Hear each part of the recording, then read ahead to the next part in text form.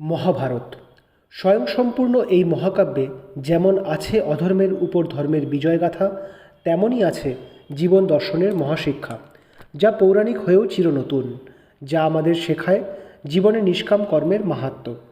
মহর্ষি বেদব্যাস দ্বারা রচিত এই মহাকাব্যের কিছু জানা অজানা কাহিনী শ্রোতাদের সামনে তুলে ধরাই হলো আমাদের এই ছোট্ট প্রচেষ্টার উদ্দেশ্য।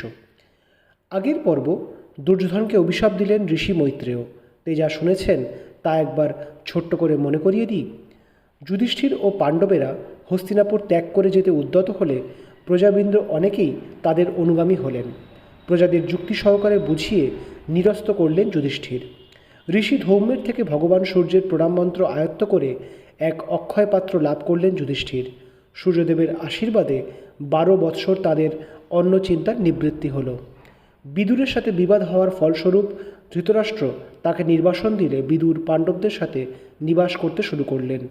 পরে মহারাজ নিজের কার্যে অনুতপ্ত হয়ে বিদুরকে হস্তিনাপুরে ফিরিয়ে আনলেন। কুমার দুর্যোধন পাণ্ডবদের আক্রমণ করতে উদ্যত হলে ব্যাসদেব তাকে নিরস্ত করলেন। পরে মহর্ষি মৈত্রেয় দুর্যোধনকে নীতিবাক্য স্মরণ করাতে উদ্যোগী হলেন, কিন্তু দুর্যোধন তার প্রতি অশ্রদ্ধা দেখালেন। মৈত্রেয় ঋষি দুর্যোধনকে উরুভঙ্গের অভিশাপ দিলেন। তারপর কি হলো? কাম্যক বনে বেশ কিছুদিন অতিবাহিত হয়ে গেল পাণ্ডবদের। সহসা একদিন তাদের সাথে দেখা করতে এলেন বাসুদেব শ্রীকৃষ্ণ, সাথে ভোজ, বৃষ্ণি ও অন্ধক বংশীয় যাদব বীরগণ। এলেন পাঞ্চাল যুবরাজ চেদিরাজ ধৃষ্টকেতু এবং কেকয় রাজকুমারেরা। যুধিষ্ঠিরের সাথে কুশল প্রশ্ন বিনিময়ের পর কৃষ্ণকে পুরোভাগে রেখে আগত সকল রাজপুরুষেরা যুধিষ্ঠিরের সাথে মন্ত্রণায় বসলেন। আর সকলেই পাণ্ডবদের দুঃখে দুঃখিত হয়ে খুবই নিম্নস্বরে কথা বলছিলেন। কিন্তু পাথরের মূর্তির ন্যায় দাঁড়িয়ে রইলেন স্বয়ং শ্রীকৃষ্ণ। যবে থেকে এই মহা বিপর্যয়ের সংবাদ তার কানে গেছে, তবে থেকে এক অপরিসীম ক্রোধের অগ্নি তার মনের গহীনে প্রজ্বলিত হয়ে আছে। আজ সচক্ষে পাণ্ডবদের এহেন দৈন্য দশা দেখে তার ক্রোধাগ্নি তীব্র তেজে জ্বলে উঠল।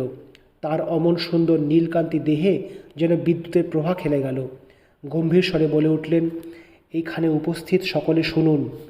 কুরু রাজসভায় যা ঘটেছে তা সর্বৈব রূপে শঠতা।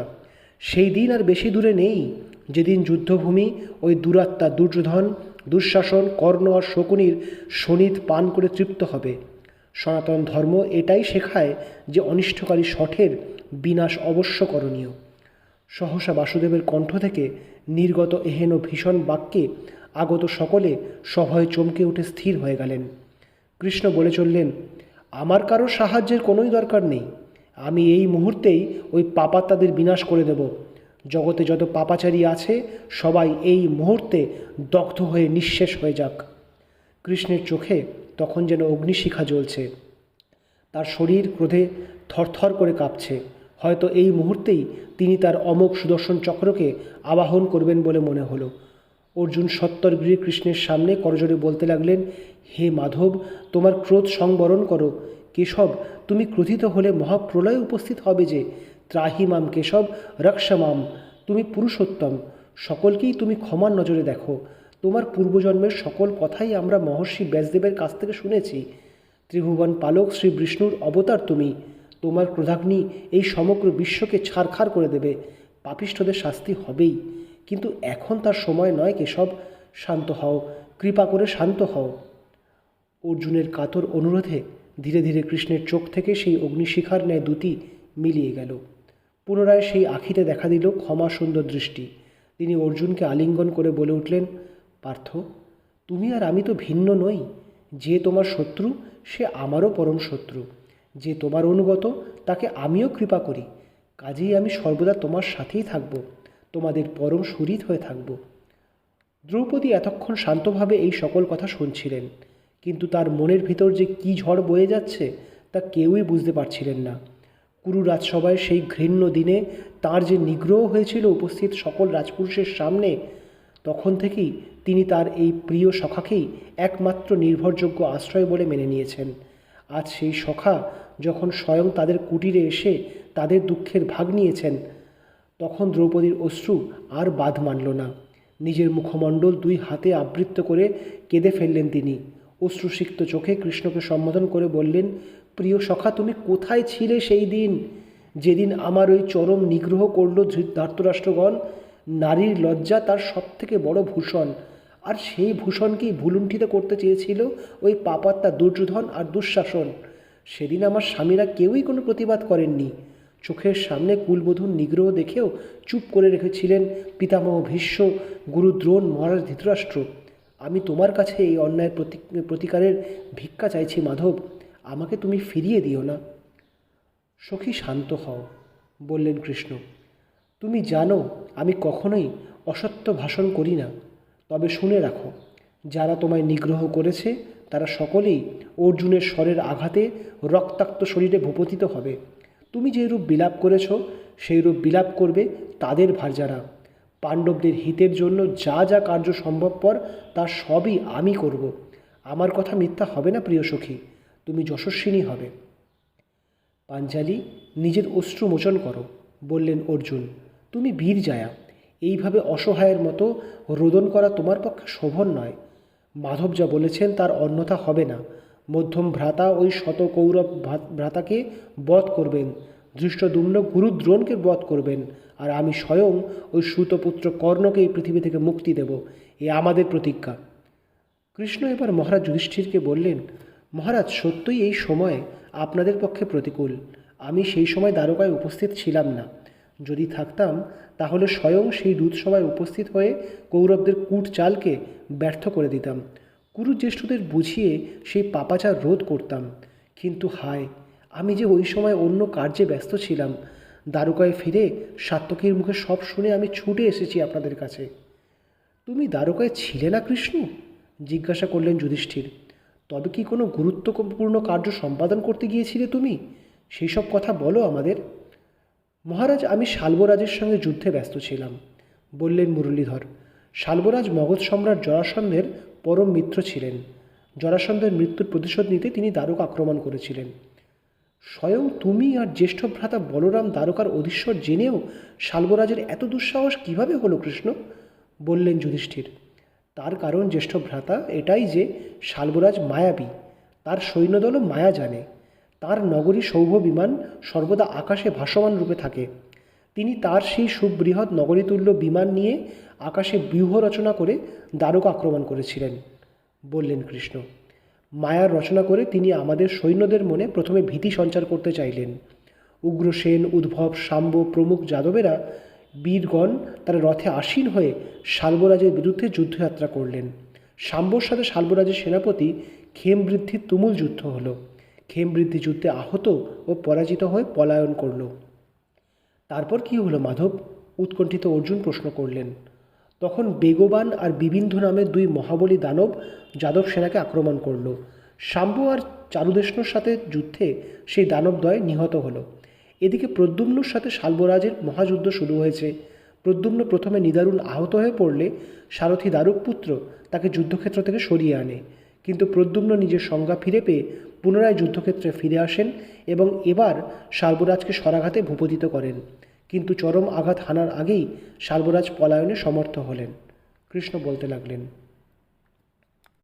সেই সময় মহারাজ আমি আপনাদের সাথে ইন্দ্রপ্রস্থেই ছিলাম, রাজস্ব যজ্ঞ নিমিত্ত। ইন্দ্রপ্রস্থ থেকে দ্বারকায় ফিরে দেখি শাল্বের আক্রমণে দ্বারকা নগরীর বিধ্বস্ত অবস্থা।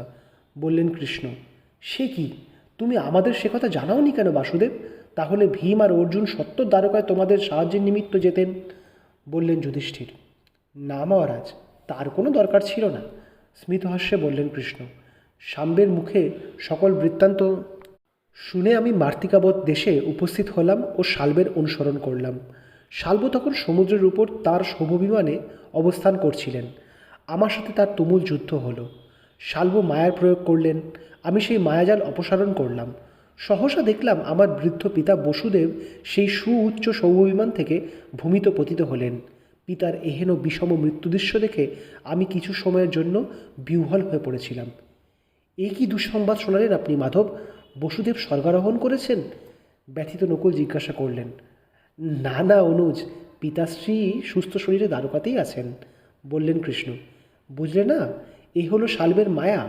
সে আমার আক্রমণ থেকে বাঁচতে এই চরম মায়াজালের সৃষ্টি করেছিল। আমি যতক্ষণ বিহ্বলতা কাটিয়ে প্রকৃতিস্থ হলাম, দেখলাম নিজের সৌরবিমান নিয়ে শাল্ব পলায়ন করেছেন। তখন নিতান্ত বাধ্য হয়ে আমি সুদর্শন চক্রকে আবাহন করলাম। সেই মহাস্ত্রের প্রহারে সৌভবিমান দ্বিখণ্ডিত হয়ে সমুদ্রে পতিত হলো। শাল্বরাজেরও জীবনের অন্ত হলো। আমি পুনরায় দ্বারকায় ফিরে এলাম। এসে শুনি মহারাজ আপনাদের এহেন ভাগ্য বিপর্যয় ঘটেছে। হায়, যদি আমি সেই সময় হস্তিনাপুরে থাকতাম। ব্যথিত হয়ে বললেন কৃষ্ণ। সবই আমাদের ভাগ্য মাধব, এতে তুমি আর কি করতে পারতে? আমরা দৈবের অধীন, তাই দৈবের বশেই এখন আমাদের এই শর্ত পূরণ করতে হবে। 12 বৎসরের বনবাস আর 1 বৎসরের অজ্ঞাতবাস আমাদের সম্পূর্ণ করতেই হবে, বললেন যুধিষ্ঠির। মহারাজ যদি অনুমতি দেন তাহলে আমার একটি নিবেদন আছে, বললেন পাঞ্চাল যুবরাজ ধৃষ্টদ্যুম্ন। বনবাসের এহেন কঠোরতা আপনাদের বালক পুত্রদের পক্ষে কষ্টকর হবে। দেবী সুভদ্রাও এহেন কষ্টভোগে অভ্যস্ত নন। আমি এই প্রস্তাব দিচ্ছি যে পাঞ্চালীর পুত্রদের আমি সাথে করে পিতাশ্রীর কাছে নিয়ে যাই। তিনিও তার পৌত্রদের সাথে সন্দর্শনে তৃপ্ত হবেন। ভাগিনেয়দের আপনাদের যোগ্য করে তুলব আমি আর পিতাশ্রী। 14 বৎসর পর আগত ধর্মযুদ্ধে আপনাদের সুযোগ্য পুত্ররা আপনাদের সাথে ভাগ নেবে। উত্তম প্রস্তাব দিয়েছেন যুবরাজ আপনি, বললেন কৃষ্ণ। সুভদ্রা আর অভিমন্যুকে আমি দ্বারকাতে নিয়ে যাব। অভিমন্যুকে আমি আর জ্যেষ্ঠ ভ্রাতা স্বয়ং অস্ত্রশিক্ষা দেব পার্থ। তোমার পুত্র তোমার তুল্যই বীর হয়ে উঠবে, এ আমার প্রতিজ্ঞা। ধন্য আপনারা, করজোড়ে বললেন যুধিষ্ঠির। মাধব আর যুবরাজ ধৃষ্টদ্যুম্ন যা প্রস্তাব দিলেন তার থেকে ভালো আর কিছুই হতে পারে না। তাই হোক, 14 বৎসর পর পুনরায় আমরা মিলিত হব। কৃষ্ণ, ধৃষ্টদ্যুম্ন এবং আগত সকল সুহৃদ নিজ নিজ রাজ্যে ফিরে গেলে পাণ্ডবেরা এবার তাদের পুরোহিত ঋষি ধৌম্যকে সাথে নিয়ে কাম্যক বন ত্যাগ করে দ্বৈত বনে এলেন।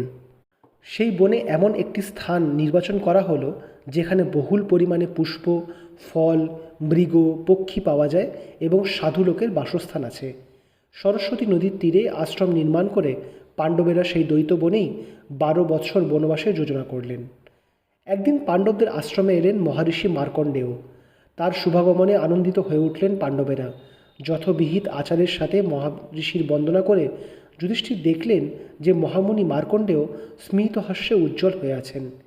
ব্যথিত যুধিষ্ঠির প্রশ্ন করলেন, মহারিষি যদি অপরাধ না হয় তাহলে আপনাকে একটি প্রশ্ন জিজ্ঞাসা করতে ইচ্ছা রাখি।